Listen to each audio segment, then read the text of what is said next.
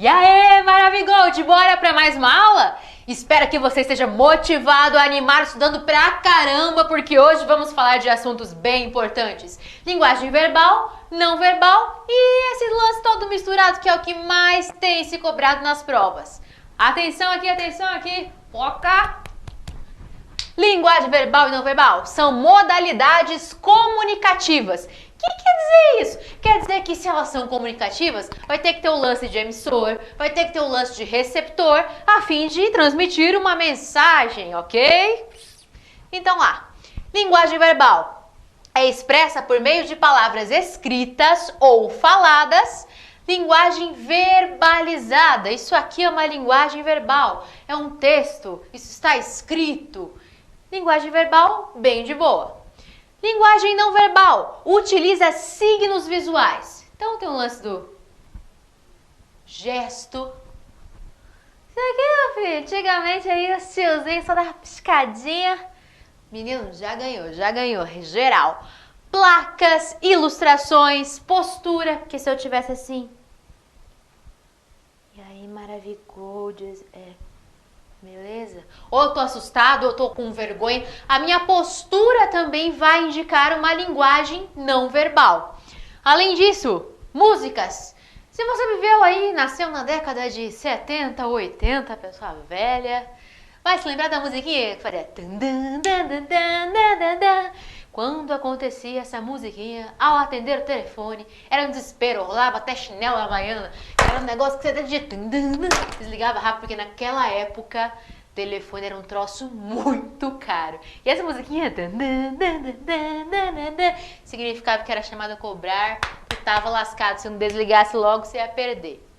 Perdeu, Playboy, perdeu. Bora lá então. Tudo isso é uma linguagem verbal. Aquela plaquinha lá que tem o veado pulando, que a galera zoa pra caramba, que indica animais na pista, né? O risco de animais na pista. Tudo isso é uma linguagem não verbal. Só que as provas gostam de sangue no zóio. Exatamente.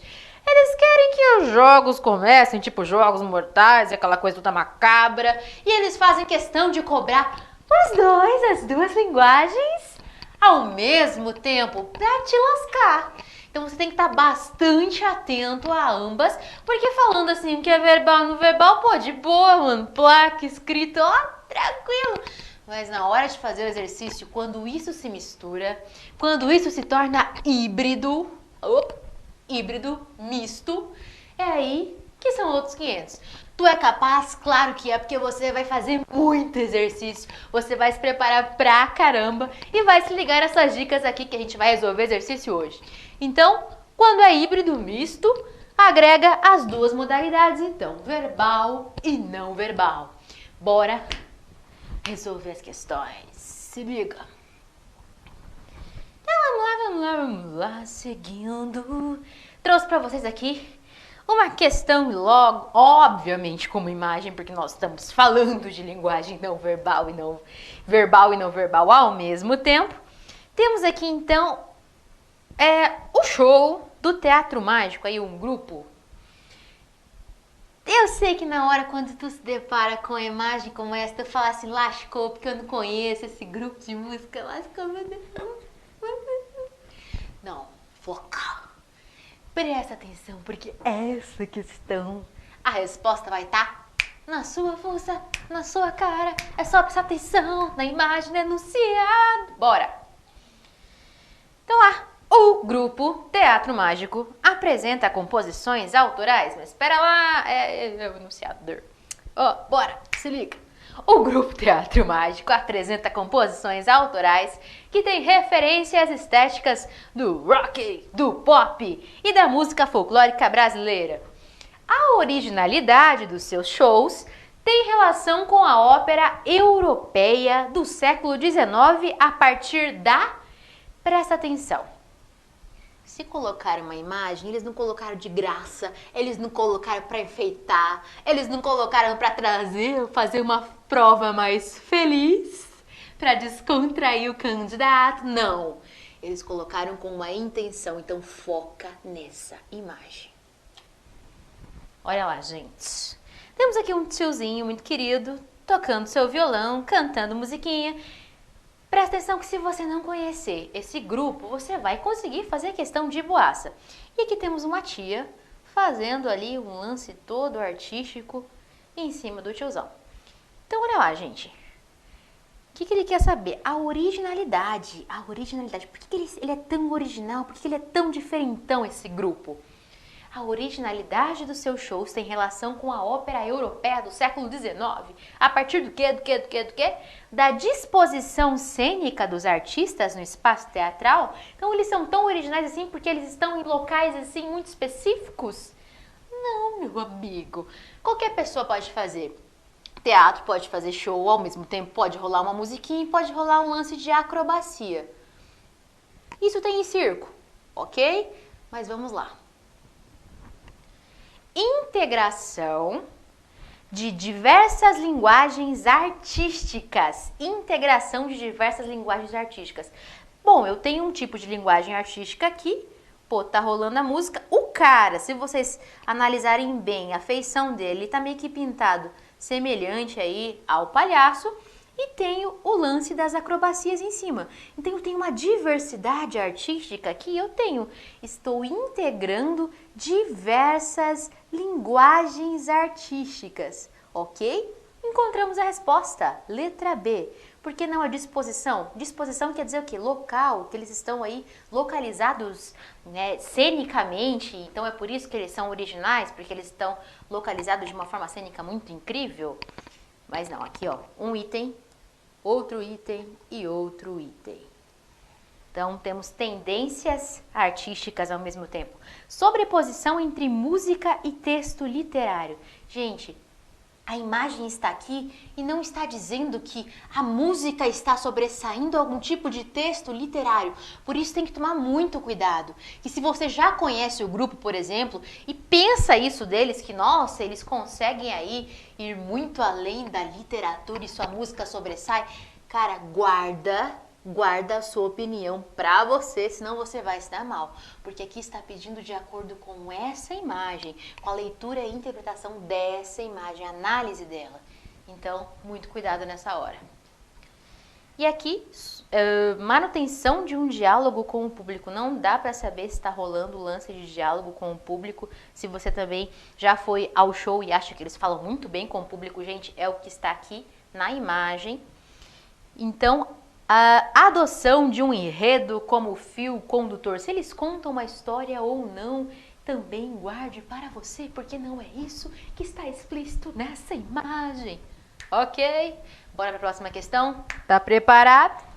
Simbora. Seguindo. Temos aqui uma tiazinha fitness com um corpinho fofo. Ah, que gatinha. Só que nós não vamos primeiro na imagem, né, gente? Nós vamos lá no enunciado. Ó, tem, então, texto 1 e texto 2, a imagem comparada ao texto. Como eu disse, eles querem te lascar. E vamos ao enunciado. Olha lá, o segundo texto, ó. Mano, já tá falando que vai rolar um lance no segundo texto. Que as suas atenções precisam ser voltadas para o segundo texto. O segundo texto que propõe uma reflexão sobre o primeiro. Opa, então vai rolar reflexão aqui sobre o primeiro texto. Acerca do impacto de mudanças no estilo de vida e na saúde. Apresenta uma visão o quê? Vamos ter que descobrir. Então vamos lá, tiazinha. Texto 1. Aqueles que pensam que não têm tempo para fazer exercício, mais cedo ou mais tarde serão obrigados a ter tempo para doenças. Gente, volta a falar. O texto está dizendo isso. Ok? Guarda a sua opinião. Se você é aquela pessoa sedentária, mas que faz seus exames médicos e tá tudo lindinho, guarda pra você. Não vai te ajudar a responder essa questão. Foco! Ah lá, seguindo. Texto 2. Bom, texto 1 a gente já sacou que tá falando aqui que aqueles que não têm tempo para fazer exercício, né, cedo ou tarde, vão ter que arranjar tempo para doença. Próximo. Imaginemos um cidadão residente na periferia de um grande centro urbano, que diariamente acorda às 5 para trabalhar. Enfrenta em média 2 horas de transporte público, em geral lotado, olha lá, ó, pessoa lascada. Para chegar às 8 ao trabalho. Termina o expediente às 17 horas e chega em casa às 19. Para aí sim cuidar dos afazeres domésticos, dos filhos, etc. Como dizer a essa pessoa que ela deve praticar exercícios, pois é importante para a sua saúde? Como ela irá entender a mensagem da importância do exercício físico? A probabilidade de essa pessoa praticar exercícios regularmente é significativamente menor que a pessoa da classe média alta, que vivem outra realidade, que as pessoas da classe média alta que vivem outra realidade. Nesse caso, a abordagem individual, uma abordagem individual do problema tende a fazer com que a pessoa se sinta impotente em não conseguir praticar exercícios e, consequentemente, culpada pelo fato de ser ou estar sedentária. Agora sim. Voltando ali, segundo o texto que propõe uma reflexão sobre o primeiro, acerca do impacto de mudança no estilo de vida. No estilo de vida e na saúde, no caso. Apresenta uma visão medicalizada que relaciona a prática de exercícios físicos por qualquer indivíduo à promoção da saúde. Presta atenção que o segundo está se sobrepondo ao primeiro. Então, o segundo ele não vem falar sobre essa ideia de medicalização. Ele não foca tanto em relação à saúde, mas foca em situações socioeconômicas que acabam desprovendo, que acabam atrapalhando a vida de uma pessoa que não tem aí um ritmo muito bacana, um ritmo bem difícil para fazer exercícios. E a B? Apresenta uma visão ampliada que considera aspectos sociais intervenientes, ou seja, que interferem na prática de exercícios no cotidiano. Exatamente! As relações, então, os aspectos socioculturais. Já disse, é o que está escrito no texto. Se você acredita que uma pessoa que tem um ritmo de vida desse badaladérrimo, difícil, correria total e consegue arrumar um tempo, tranquilo, mas o texto não está falando sobre isso. Está falando que existem pessoas em situações sociais que acabam sendo mais desprovidas a ter um tempo vago para dedicar a esses exercícios. Então, aqui, por que não as outras?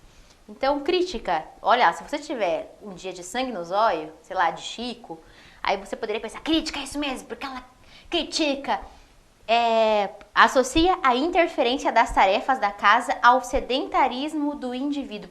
Não, porque não se fala só apenas das tarefas da casa, e sim, de um modo geral, a hora que acorda, que horas chega ao trabalho, que horas volta. Então, está falando de um contexto geral e não só de tarefas da casa. Focalizado, uma visão focalizada que atribui ao indivíduo a responsabilidade pela prevenção de doenças. Não é essa a visão que vem destoar do primeiro texto. Geracional, que preconiza, que dá mais importância à representação do culto à jovialidade. Nada a ver. Se você estivesse só associando aquela imagem, poderia dizer que aquela tiazinha estava bombadinha e bonitinha. Mas não foi isso que o texto 2 quis dizer. Bora então para a última questão. Temos aqui duas imagens bonitinhas. Olha lá, olha lá. Só que antes vamos no enunciado. As duas imagens são produções que têm a cerâmica, tá? Já tô ligada que ambas são feitas de cerâmica. Como matéria-prima. A estrutura vertical, que é uma das obras, a obra estrutura vertical, estrutura vertical dupla, se distingue da urna funerária Marajoara. Então, por que elas são tão diferentes? Por que elas se distinguem? Ao quê? Vamos ver, dá mais uma olhadinha. Bom, tem aqui, tá, uma urna. Essa urna aqui, gente, ela vai carregar, no caso, né, a cinzinha de uma pessoa que morreu, partiu dessa. Já aqui, o texto 1 é apenas um item decorativo que não tem ali tanta funcionalidade. Então, vamos lá. O que vai, então, distinguir? Distingue. A obra estrutura vertical dupla se distingue da urna funerária Marajoara ao evidenciar a simetria na disposição das peças. Será que seria isso? Será que seria? Gente, a disposição está extremamente simétrica? Não, gente, rola uma pedrinha maior, outra menor. Então não tem aí aquele lance de simetria. Então não é isso que vai distinguir uma da outra. Materializar a técnica sem função utilitária. Eu posso dizer que aqui tem técnica? Sim, rola cerâmica. Teve alguma técnica para colocá-las nesse sentido aqui? Olha lá, ó, tem uma base bonitinha, aqui também rola uma base. E com certeza teve uma técnica, mas há uma utilidade? Aqui há porque vai guardar cinzas. Aqui é um item decorativo, é um item apreciativo. Então, é a letra B. Abandonar a regularidade na composição, eu não posso ver o lance do abandono de regularidade na segunda ali. E ali, a primeira, ela ainda tem aí uma regularidade, como a gente acabou de ver. Tem uma técnica. Anular possibilidades de leituras afetivas. Bom, se está se tratando de uma arte para qualquer pessoa pode trazer aí um lance afetivo, porque a gente já viu essa questão aí, né? A questão da arte, a questão de transpassar uma emoção, ela pode ser muito pessoal. Então eu estou fazendo uma arte e aquilo pode ter um significado para eu que estou produzindo, para eu que estou emitindo aquela mensagem na minha arte, mas quem recebe talvez não tenha. Então esse lance é muito subjetivo de o que é belo, de o que traz teor afetivo ou não, uma lembrança. Então, não é essa. E integrar o suporte em sua constituição. A gente viu que os dois têm um lancinho de suporte aqui, ó. O suporte tá bem. Então, gente, é a mesma letra B. Eu espero que vocês tenham compreendido as questões que nós abordamos hoje e eu aguardo você para a próxima. Bora motivar, se liga Maravigold!